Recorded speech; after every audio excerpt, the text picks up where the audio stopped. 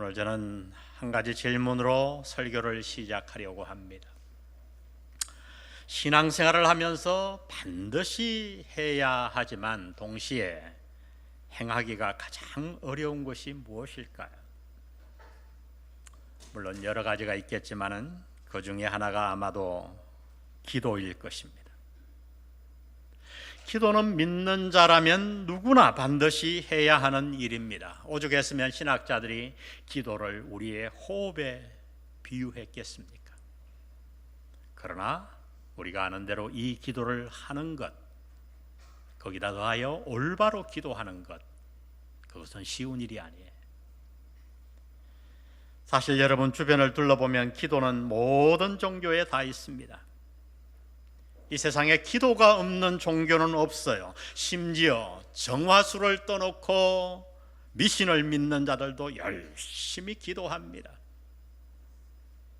바로 여기에 우리의 기도의 어려움이 있어요.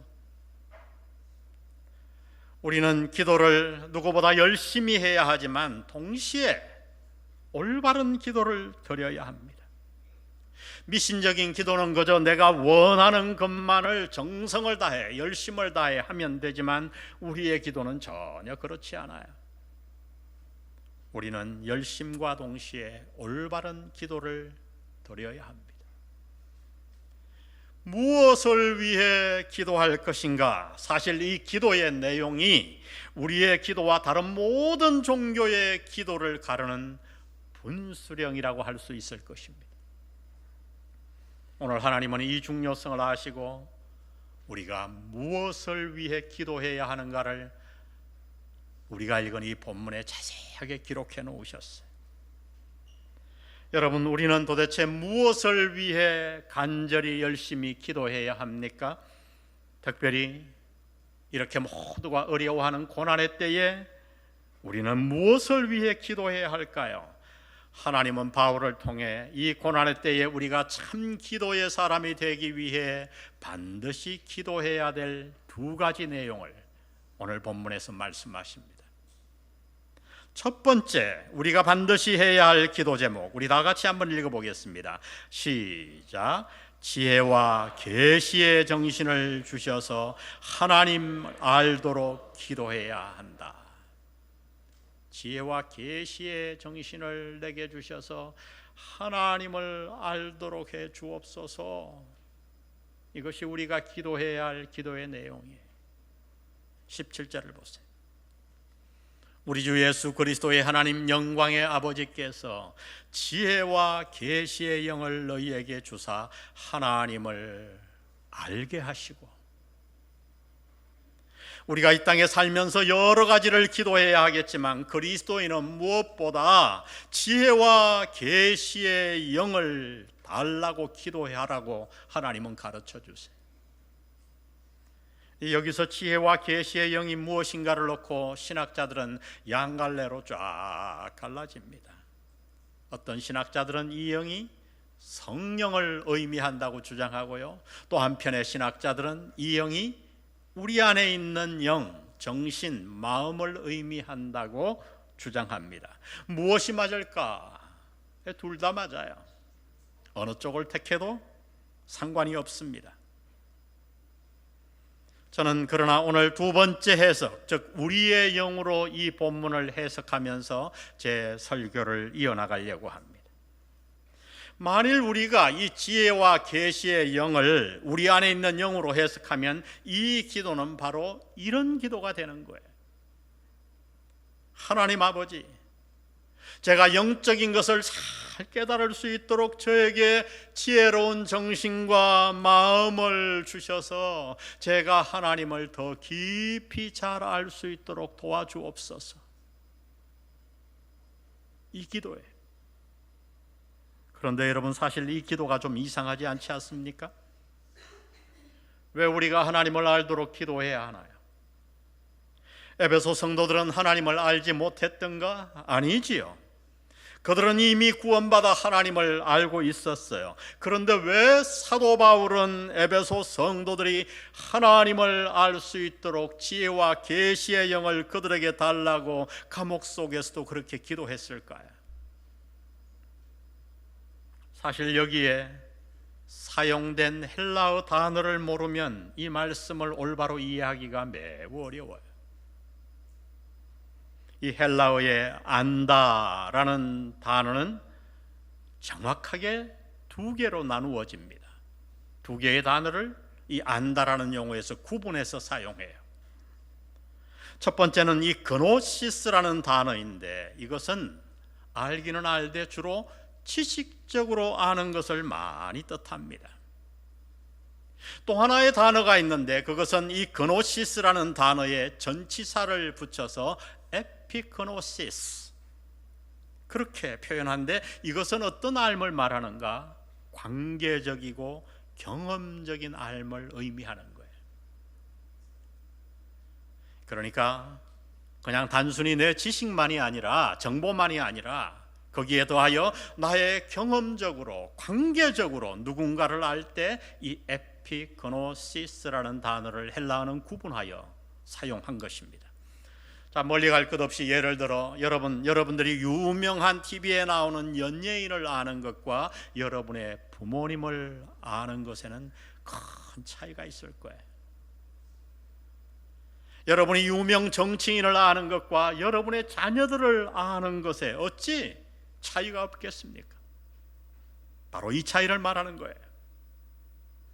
그러므로 오늘 본문에서 하나님을 알도록 우리에게 지혜와 계시의 정신을 주시옵소서라는 기도는 그저 하나님을 지식적으로만, 정보만으로 알게 해달라는 기도가 절대 아니에요. 요한복음 17장 3절에서 예수님은 이렇게 말씀하십니다. 영생은 곧 유일하신 참 하나님과 그가 보내신 자 예수 그리스도를 어떻게 하는 것이니이다? 아는 것이니이다. 여기 영생은 구원만을 의미하지 않죠. 구원받은 이후에 모든 총체적인 구원, 영생을 말하는 거예요.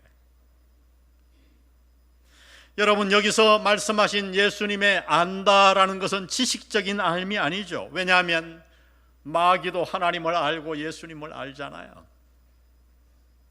예수님은 지금 영생이란 하나님과 예수님을 경험적으로 알고 그분을 내 마음에 영접한 후에 예수님과 하나님과 동행하는 관계, 그 알을 말씀하고 있는 거예요. 마태복음 7장에 보면 예수님은 말세에 장차 다가올 심판에 대해 우리에게 미리 알려주셨어요. 장차 주님은 말세에 교회 안에 있는 모든 성도들을 두 부류로 나눌 것이라고 말합니다. 그 중에 한 무리가 나와서 예수님께 이렇게 얘기했어요. 주여, 우리가 주의 이름으로 선지자 노릇하며 귀신을 쫓아내며 주의 이름으로 능력을 행하며 주의 이름으로 많은 일을 하지 아니하였습니까? 이제 우리에게 상을 주셔야지요.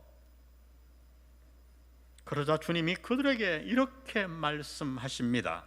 마태복음 7장 23절. 그때에 내가 그들에게 밝히 말하되 내가 너희를 도무지 뭐하지 못하니? 알지 못하니. 불법을 행하는 자들아 내게서 떠나가라 하시니라. 놀라운 말씀이에요. 여러분, 이 말을 오늘날 교회의 말로 바꾸면 이런 뜻이에요. 주님, 내가 주의 이름으로 목회하고 주의 이름으로 성가대하고 주의 이름으로 교사하고 목자하고 봉사하지 않았습니까? 당연히 상을 주셔야지요. 그런데 주님은 그들을 향해 내가 너를 모른다, 알지 못한다, 내게서 떠나가라 말씀하시는 거예요. 교회에 나오면서 하나님에 대해 정보적으로, 지식적으로 알게 되고 성경의 지식도 쌓여갑니다. 그러나 하나님과 아무런 관계없이 살아가요. 주일날 예배는 드리지만 가정에서, 직장에서 하나님은 나의 생각과 삶과 아무런 관련이 없어요.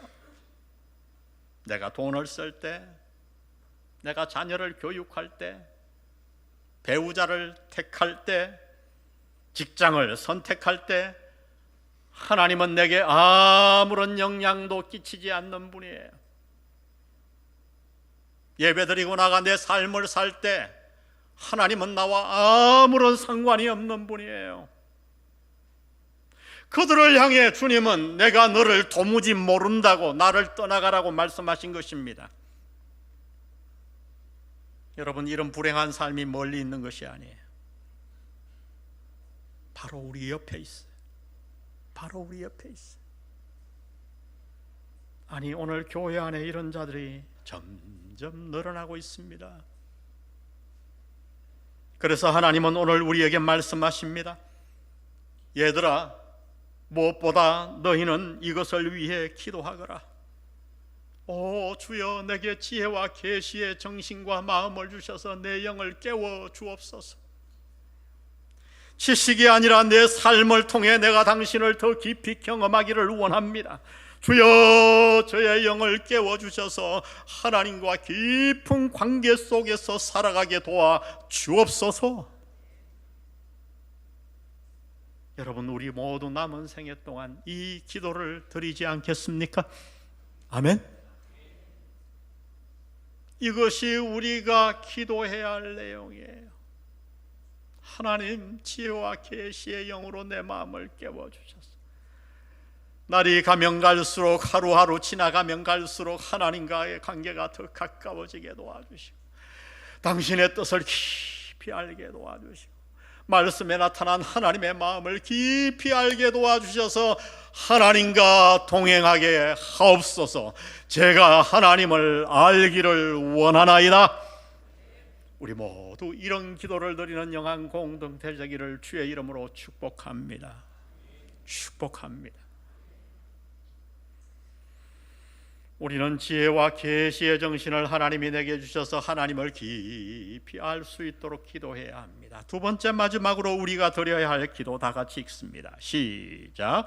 지혜와 계시의 정신을 주셔서 마음의 눈이 밝혀지도록 기도해야 한다. 마음의 눈이 밝혀지도록. 17절을 다시 보니 우리 주 예수 그리스도의 하나님 영광의 아버지께서 지혜와 계시의 영을 너희에게 주사 하나님을 알게 하시고 너희의 마음의 눈을 어떻게 하사? 밝히사. 나의 마음의 눈을 밝혀주옵소서. 이것이 우리가 두 번째로 드려야 할 기도의 내용이에요. 이 마음의 눈이라는 표현은 우리가 아는 대로 비유적인 표현이죠. 마태복음 6장 22절에서 예수님은 이렇게 말씀하셨어요. 눈은 몸의 등불이니 그러므로 내 눈이 성하면 온몸이 밝을 것이요 눈이 나쁘면 온몸이 어두울 것이니 그러므로 내게 있는 빛이 어두우면 그 어두움이 얼마나 더하겠느냐. 사실 알고 보면 너무 당연한 말씀이에요. 여러분, 아무리 밝은 대낮이라고 해도 여러분이 눈을 딱 감고 있으면 무슨 소용이 있겠어요?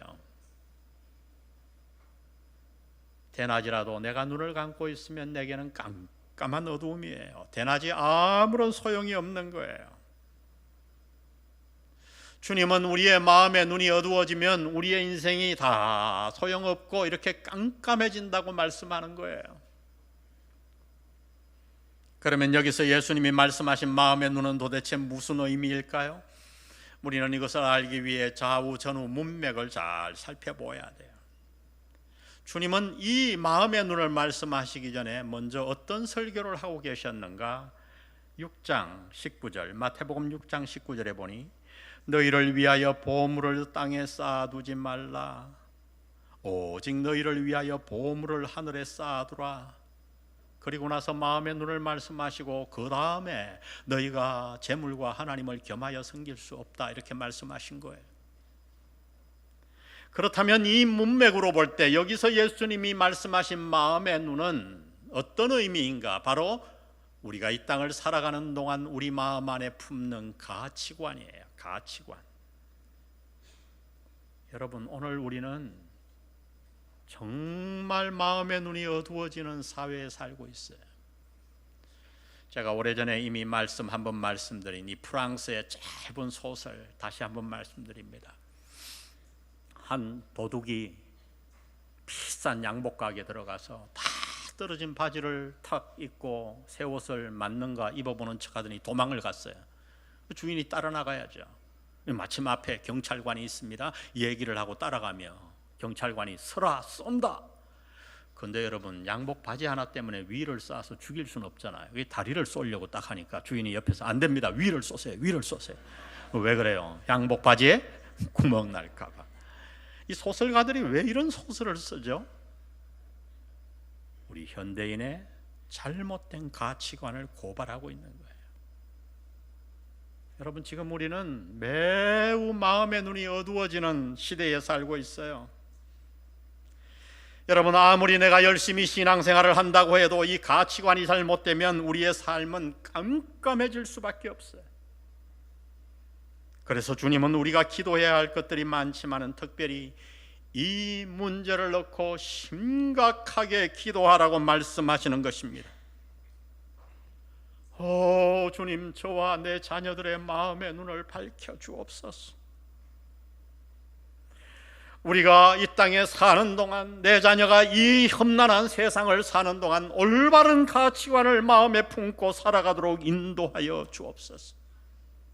쓸모없는 것들에 집착하지 말고 잠시 있다가 없어질 것들에 목숨을 거는 것이 아니라 영원하고 가치 있는 것들에 우리의 모든 것을 전념하고 바칠 수 있도록 주여 우리의 마음의 눈을 환하게 밝혀 주옵소서.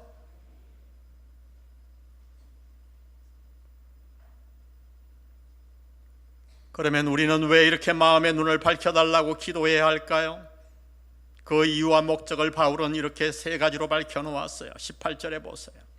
너희 마음의 눈을 밝히사 그의 부르심의 소망이 무엇이며 성도 안에서 그 기업의 영광의 풍성함이 무엇이며.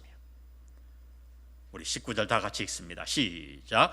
그의 힘의 위력으로 역사하심을 따라 믿는 우리에게 베푸신 능력의 지극히 크심이 어떠한 것을 너희로 알게 하시기를 구하노라. 할렐루야. 먼저 우리의 마음의 눈이 밝아지면 우리는 세 가지를 확실하게 알게 된다고 말씀합니다. 먼저는 우리를 부르신 하나님이 우리를 부르신 부르심의 소망이에요. 다 같이 부르심의 소망.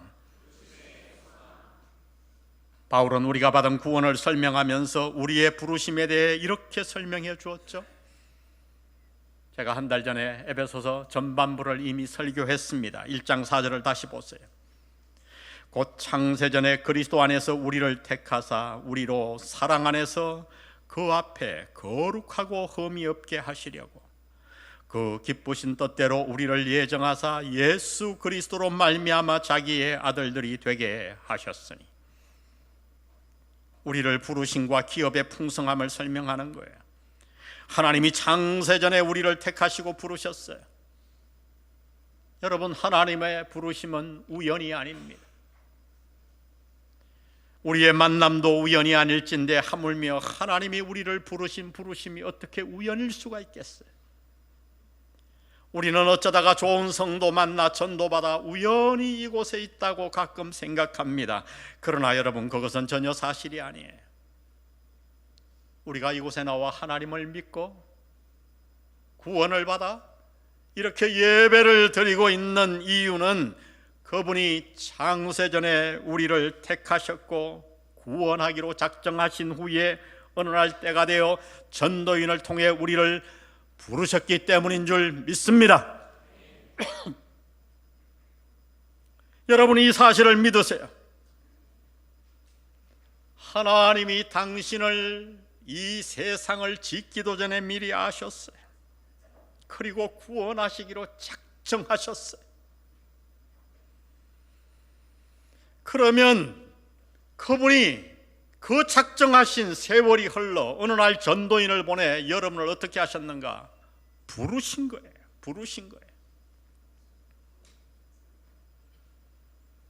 그러면 그분이 우리를 도대체 왜 부르셨는가? 그 목적을 아주 짧게 이렇게 설명해 놓았어요. 그 앞에 거룩하고 뭐가 없게 하시려고? 흠이 없게 하시려고. 할렐루야. 여러분, 이것이 바로 우리를 부르신 소망이에요.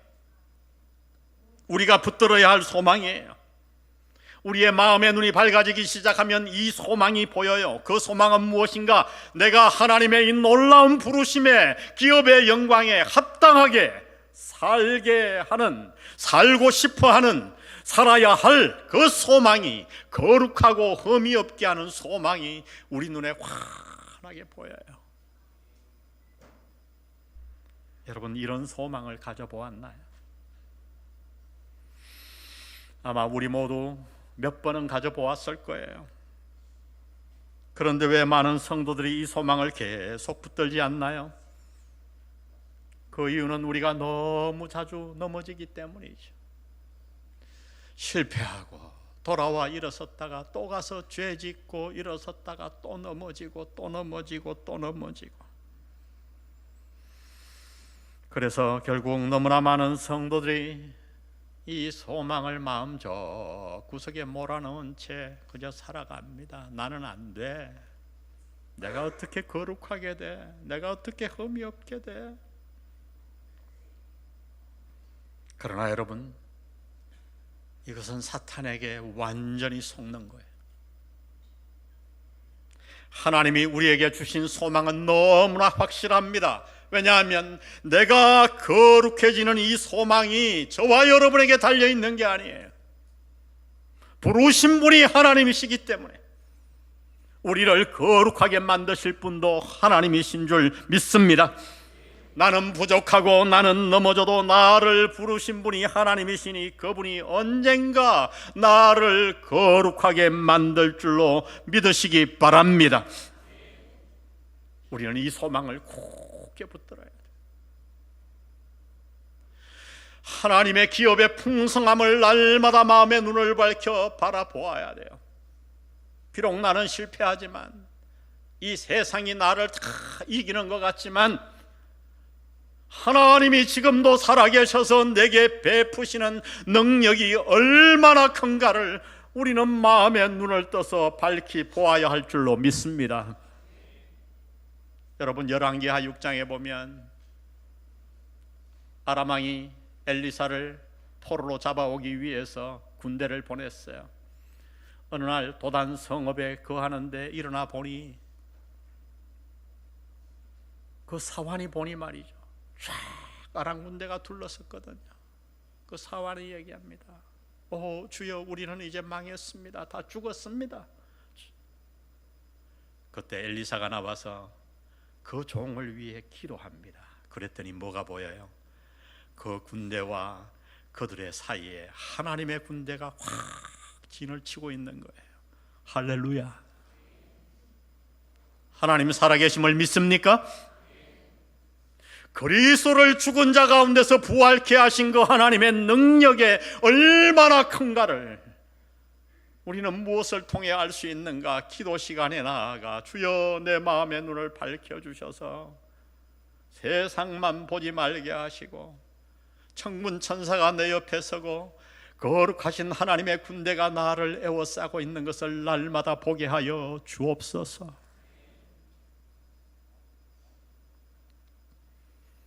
이번에 몽골 세미나에 갔더니요, 몽골이 참 천지개벽을 했어요. 이마트에 사람이 얼마나 많은지, 물건 하나 사고 나오는데 30분 줄을 섰어요. 가는 곳마다 카페베네, 한국 식당, 길거리는 완전히 주차장이에요. 차가 얼마나 많은지. 그러나 서민들의 삶은 너무나 힘들었어요. 이유는 모든 그 부를 몇몇 사람이 다 독점하기 때문이죠. 교사 봉급이 한 달 우리나라 돈으로 40만 원입니다. 그런데 좀 괜찮은 아파트 방 한 개 거실 하나 있는 그 아파트 월세가 한국 돈 40만 원이에요. 그러니 부부가 일을 안 할 수가 없어요. 부부가 일을 해도 겨우 입에 풀칠하며 살아야 돼요. 그 결과 물질과 세속화에 대한 물결이 몇 년 만에 몽골을 확 휩쓸고 있었어요. 그러나 모두가 그 물결에 떠내려가는 것은 아니었어요. 제가 세미나를 하고 나서 간증 시간을 가졌어요. 어떤 이들은 7명이 그 낡은 봉고를 타고 1200km, 도로가 안 좋아서 20시간을 운전하고 그 세미나에 왔더라고요. 20시간을. 그들은 세미나 마치고 또 20시간을 운전해서 가야지요. 책을 번역했는데 이번에 설교에 관한 책이었죠. 그 책은 강경하로 삶이 얼마 남지 않은 한 자매가 은혜 가운데서 번역했다고 얘기했어요. 얼마 전에는 제 갈라디아 설교집 지금도 복음을 다시 들어야 하는가, 복음에 관한 책을 번역했어요. 근데 한 자매가 그것을 번역하는데 그 식구가 이렇게 보니까 자꾸 책을 번역하며 울더래요. 그 목사님이 그 가족이었는데, 아니 복음 우리가 다 아는 얘기인데 왜 울지? 간증하는 거야. 나중에 자기가 그 책을 읽으며 자기도 그렇게 울었다고, 복음에 대한 감격으로 울었다고. 그 가운데 어떤 사역자는 우리 돈 한 달에 5만 원을 받으며 사역하는 자들이 있었어요. 밖에 나가면 얼마든지 돈을 벌 수 있는 능력자들인데 다 포기하고 5만 원 받고 사역하는 거예요. 왜 그들은 그렇게 할까요, 여러분? 저는 그곳에 가서 오히려 봤어요. 우리보다 훨씬 못 살지만 그곳에 있는 자들은 마음의 눈이 떠진 거지요. 하나님이 부르신 부르심의 소망을 밝히 본 겁니다. 하나님이 우리에게 주신 그 기업의 영광이 얼마나 풍성한가를 보았고, 오늘도 비록 어렵지만은 하나님의 군대가 죽은 자 가운데서 예수 그리스도를 부활시킨 그 놀라운 하나님의 능력이 나와 함께함을 보았기 때문에 그들은 그 길을 기쁨으로 달려가고 있는 줄 믿습니다. 여러분, 우리 모두 이렇게 기도하지 않겠습니까? 여러분, 이 세속화의 물결은 한국이 훨씬 더해요. 우리의 다음 세대는 믿는 자가 3%예요. 우리가 이 교회를 떠나고 젊은이들이 어른이 되었을 때 이 교회는 100분의 3%만 남아있다는 말이에요. 여러분, 위기 중에 위기예요. 이런 때 우리가 무엇을 위해 기도해야 합니까? 나와 나의 자녀들을 붙잡고 하나님 아버지, 지혜와 계시의 정신을 주셔서 내가 하나님을 깊이 알기를 원합니다. 나와 나의 자녀들의 마음 눈을 밝혀주셔서 부르심의 소망과 기업의 풍성함과 하나님이 내게 베푸신 능력이 얼마나 큰가를 제가 보며 살기를 원합니다. 주여, 저희 가족의 마음의 눈을 밝혀 주시옵소서. 우리 모두 이렇게 기도합시다. 아멘. 우리 모두 팔과 마비, 사지가 다 마비된 상태에서도 마음의 눈을 밝히 뜨며 살았던 송명희 시인을 잘 압니다. 그는 그 어려운 상태로 평생을 살다가 얼마 전에 이 땅을 떠났죠. 그런데 이 땅을 떠나며 하나의 짧은 시를 써놓고 떠났어요. 우리 이 시를, 의미를 묵상하며 한번 천천히 다 같이 읽었으면 좋겠어요. 우리 다 같이 한번 읽어봅시다. 내 마음에 노래가 있으니 세상이 나를 요동하여도 내 마음으로 내 주를 노래하리라. 내 주를 노래하리라. 내 영혼에 찬양이 있으니 사단이 나를 시험하여도 내 영으로 내 주를 찬양하리라. 내 주를 찬양하리라. 내 중심에 기도가 있으니 사망이 나를 결박하여도 내 중심으로 내 주께 기도하리라. 내 주께 기도하리라. 아멘. 우리 이렇게 기도하며 삽시다. 우리 오늘 말씀 생각하며 이 찬양으로 주님 앞에 나아갑니다.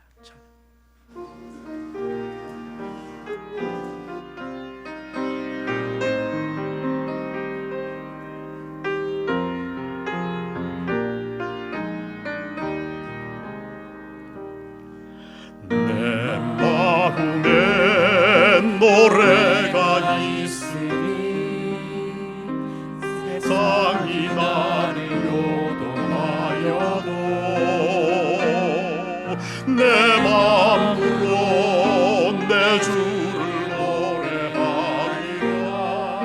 내 주를 노래하리라. 내 영혼에 찬양이 있으니 사단이 나를 시험하여도 내 영으로 내 주를 찬양하리라. 내 주를 찬양하리라. 내 중심에 기도가 있으니 사망이 나를 결박하여도 내 중심으로 내 주께 기도하리라. 내 주께 기도하리라. 내 마음에 노래가 있으니 세상이 나를 요동하여도 내 마음으로 내 주를 노래하리라. 내 주를 노래하리라. 우리 한번 기도하고 두 손 가슴에 얹고 기도합시다.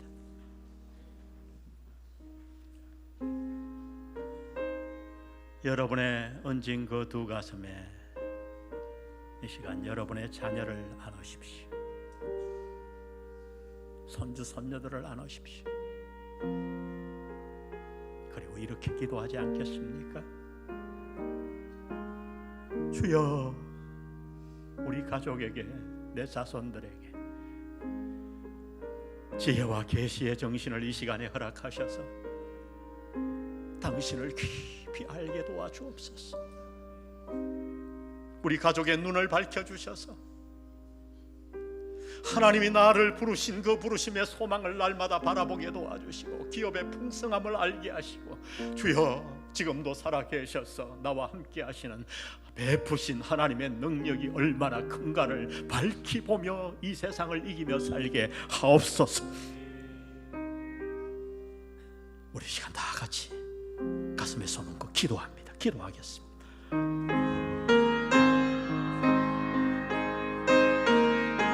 오 아버지 하나님, 아버지 하나님, 아버지 하나님, 아버지, 세속화의 물결이 온 세계를 휩쓸고 있습니다. 주여, 구원해 주옵소서. 다음 세대를 구원해 주옵소서. 아버지 하나님, 아버지 하나님, 우리의 기도가 끊이지 않게 도와주시고, 주여, 지혜와 계시의 영을 깨워주시고 우리의 마음 눈을 밝혀주셔서 하나님 아버지를 보게 도와주시고 알게 도와주시고, 주여, 우리에게 베푸신 그 놀라운 능력을 날마다 경험하며 살아가는 우리 모두가 되게 아버지, 우리 공동체를 축복해 주시고 한국교회를 긍휼히 여겨주시고 세계에 있는 그리스도인들을 불쌍히 여기시고, 아버지 하나님, 그들의 마음의 눈이 떠져서 하나님을 바라보고 올바른 길로 달아가게 아버지 도와주시고, 아버지 도와주옵소서. 도와주옵소서.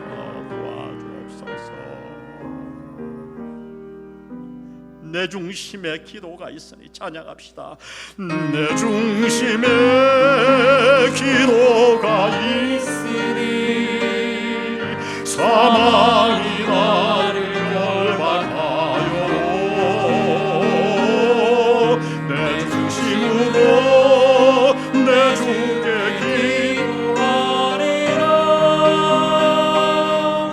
내 주께 기도하리라. 아멘. 내 마음에 노래가 있으니 세상이 나를 요동하여도 내 마음으로 내 주를 노래하리라. 내 주를 노래하리라.